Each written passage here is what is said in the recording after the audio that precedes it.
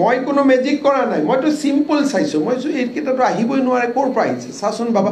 কিন্তু আপোনালোকে কয় বাপৰে ইমান লাইক আহিছে, বহুত পপুলাৰ দেই। বিপদ ঘণ্টা তাক আমি ইগনোৰ কৰি আছোঁ। এটা সৰু উদাহৰণ দিলোঁ, এজন হুছেইন বিল অবেয়াদি, ঠিক আছে, লিখা আছে CTG মানে চিটাগং।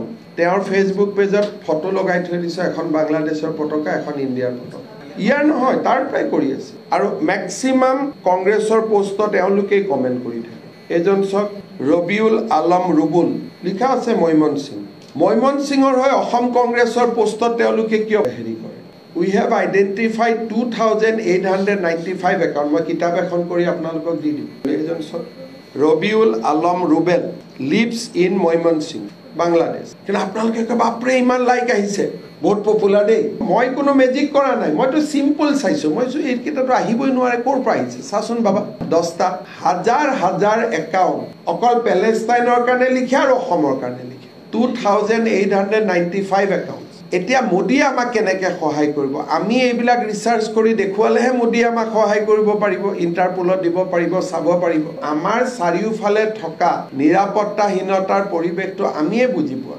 এইটোতো মুখ্যমন্ত্ৰীৰ কাম নহয়। আপোনালোকেওতো পেজকেইটা চাব পাৰে, নে অকল এইটো মুখ্যমন্ত্ৰীৰ কাম? এইটো আজিৰ প্ৰজেক্ট নহয়। আজি 50 বছৰৰ পৰা জুলফিকৰ আলীৰ ভুট্টোৰ দিনৰ পৰা পাকিস্তানৰ লিডাৰশ্বিপৰ ষ্টেটমেণ্টত যিহেতু অসমখনক প্ৰস্তাৱ কৰা হৈছিল যে এইখন পাকিস্তানৰ লগত যাব, গোপীনাথ বৰদলৈ যাব নিদিলে। গতিকে অসমৰ প্ৰতি তেওঁলোকৰ ইণ্টাৰেষ্ট এটা স্বাধীনতাৰ দোকমোকালিতে আৰম্ভ হৈছিল, আজি নহয়। আৰু এইবিলাকতো মই কোৱা কথা ক'লে যে এনেকুৱা লাগিব কিবা মই নতুনকৈ ইনভেনশ্যন কৰিছোঁ নেকি। গ্ৰুপিঙত অসমখন পাকিস্তানৰ লগত গৈছিলে। আজি যদি আপোনালোকে গম পায় যে শিলিগুৰিখন অসমৰ লগত আহিবলগীয়া আছিল, নাহিলে, অসমীয়া মানুহৰ শিলিগুৰিৰ ওপৰত ইণ্টাৰেষ্ট এটা থাকি যাবনে নাই? সদায় থাকিব। গতিকে পাকিস্তান আৰু বাংলাদেশৰ অসমৰ ওপৰত যিটো ইণ্টাৰেষ্ট, সেই ইণ্টাৰেষ্টটো সদায় আছে।